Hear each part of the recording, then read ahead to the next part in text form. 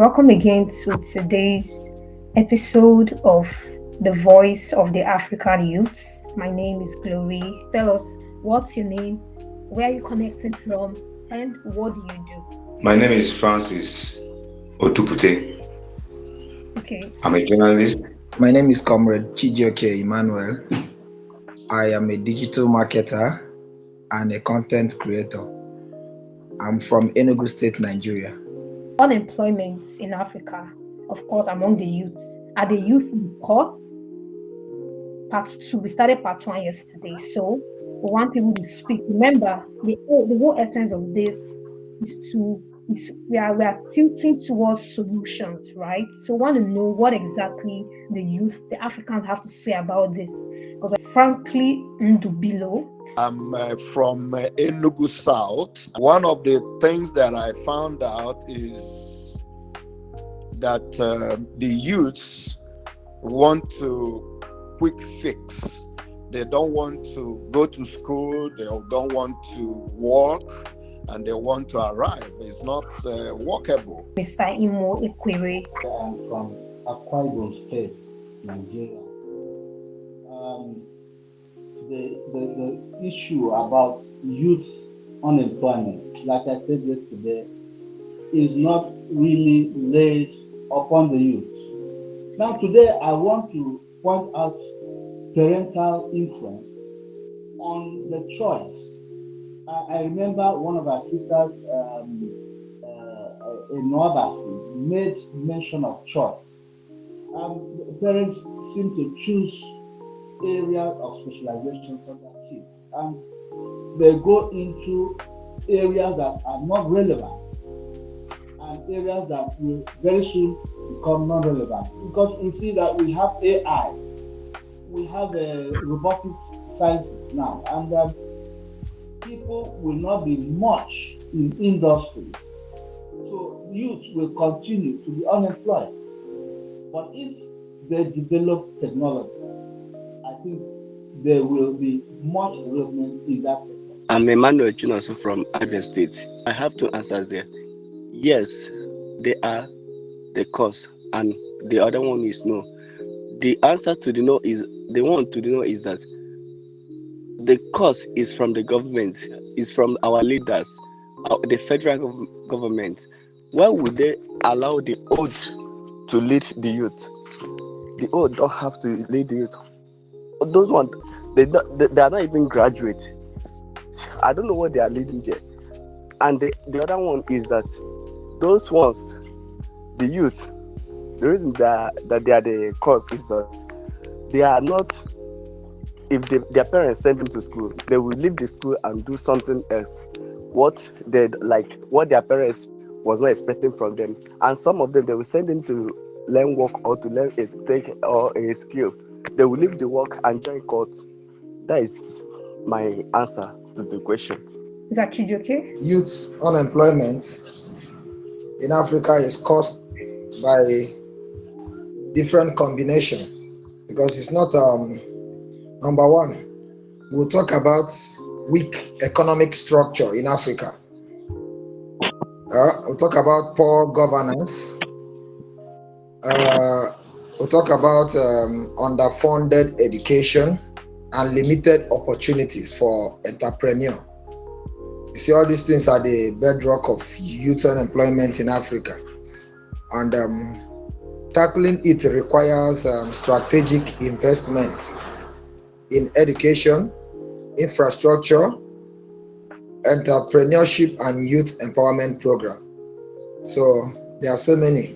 That is just my own contribution. Thank you very much. My name is King Dave from Osun State. There are many major skills that the youth should have, which they don't have. All right, so that is one of the things that are causing unemployment in Africa. And number two is the government structure. I mean, the political structure of our countries in Africa is also one of the things that is causing high rate of unemployment in Africa. Thank you for giving me the chance to speak. There's a saying that when preparation meets opportunity, success is inevitable. Good evening, everyone. I'm Enova Emma from Akwa Ibom State, talking about the returning youths that we invest in. And I think people said they had tried stuff before, but it didn't work. But there are usually returnee clauses or policies, like a give back clause. So we don't make it compulsory, right? But you could actually be a hybrid engagement where everyone we invest in can return for at least a minimum of 2 years, work remotely on Nigerian projects to give back, either physically or remotely, to make that happen. Like, I don't think running away from Nigeria will be a challenge, especially with the mindset and motivation that we have and the reason why we're embarking on this project. So I just have a different feel about it, because we know why we started in the first place. It was unemployment, to improve the economic situation in Nigeria. So even if we get the chance to japa or go abroad and see better opportunities, there should be a clause in our arrangements, to give back for a certain number of years, physically or a hybrid arrangement, back to our Nigerian country. Thank you. So I'm Victoria Deniji. So I'm calling from Osun State, Nigeria here. What I would love to say is that before each and every one of us, each person leave the university, they should have gotten a skill in mind, so that after school or before graduating, they'll be able to put that, they'll be able to implement that. That's what I have to say, because we don't have to wait for the government, because the government keep on renew the contract of the retirees. So that's why everybody have to get an entrepreneur to do. That's what I have to say. Good evening. I'm happy to join the group. I'm happy to be with this progressive group. Now, my own contribution is this. I believe instead of asking youth, maybe sending them abroad for some kind of training or whatever, why don't we just try to bring some expatriates to come to Nigeria to train them? One of the fear we are expressing here is maybe after going to abroad, maybe South Africa, as you have mentioned, some of them will japa, as you have said, some of them will refuse to come back. And if you know the mindset of these our present youth, you believe that, you will agree with me that is very paramount, that is very likely to happen. Because some of them they believe that they have to just make it by all means, either by genuine or counterfeit. So there is all the tendency that when they travel, they may decide not to come back here. So that is the reason. I'm from Osun State, sorry, and I supposed to have said that before. So that is the reason why I will suggest, I will be in support of a situation where the program is brought here into Nigeria, where they will be trained and they will be monitored. There is no way they can be in Nigeria and they can do whatever is not it's not expected of them. So that is my own suggestion. So instead of taking, I don't see it as wasting of money anyway, but some money will be conserved, will be reserved. Some money that are meant for other things, even for them, will be reserved for them. All So right. when they are brought here, it will be easier. Thank you. Hello, good evening. In support of the last speaker, but it's not all that supporting, because everything is 50-50. So it's not everybody will remain there.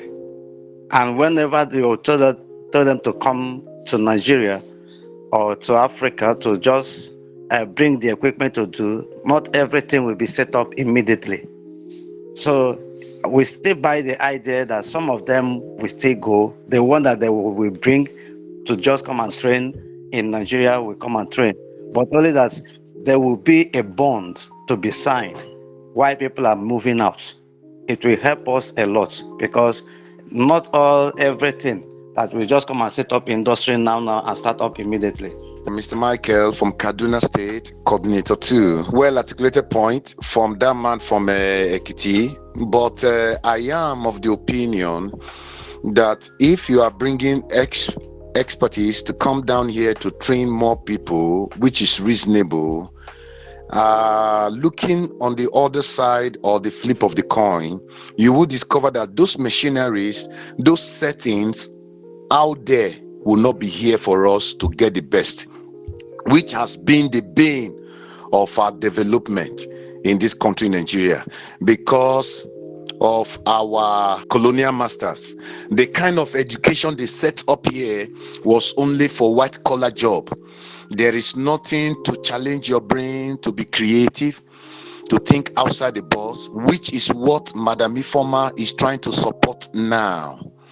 And I will still support the idea of taking them outside the shores of this country, get them trained, even though they are few, then bring them back to start practicing and then develop others along their practicing, because they would have been empowered to get some few of the machineries affordable now to start practicing as time progresses. So instead of doing the training here, it will end up being theoretical like it has always been. Somebody said if you do what you've always done, you will keep getting the same result.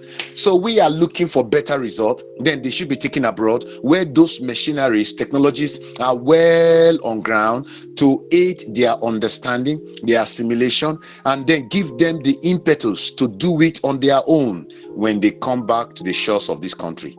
Thank you. All right, thank you so much. Thank you so much for your contribution, Mr. Michael, and every other person who has spoken today. Thank you so much. I want you to know that USLACC Africa is really working hard to ensure that every member of this group, everyone who has identified with us in this is a beneficiary of our plans, right? Either we start from training them here in Nigeria and then taking them out, or here in Africa. Remember that our target is not just Nigeria. We have coordinators in various countries in Africa. Yeah, so we're not just focused on Nigeria. So, but the beautiful thing is that you have started the journey, and I want you to also feel at home, right? So, peradventure, you have a suggestion, you have something that can contribute to what we are already doing. You have a skill set. Remember that by offering such services, being relevant to wherever you find yourself, just like right now you find yourself in USLACC Africa family, you're actually preparing yourself for future opportunities. In the chat, the Ambassador said very salient points, Ma. Thank you for your inspiring vision and for being an embodiment of hope. Thank you. Chimeche Fulam said, this is awesome, Ma. All right, thank you so much. Indeed, whatever we become is in our hands. And just like Ambassador said, the ball is in our courts to take decisions, to decide on what we are going to do. We're not just going to wait for the government. That's why USLACC Africa is not just waiting for the government. We have decided to take steps, even with or without the government's support.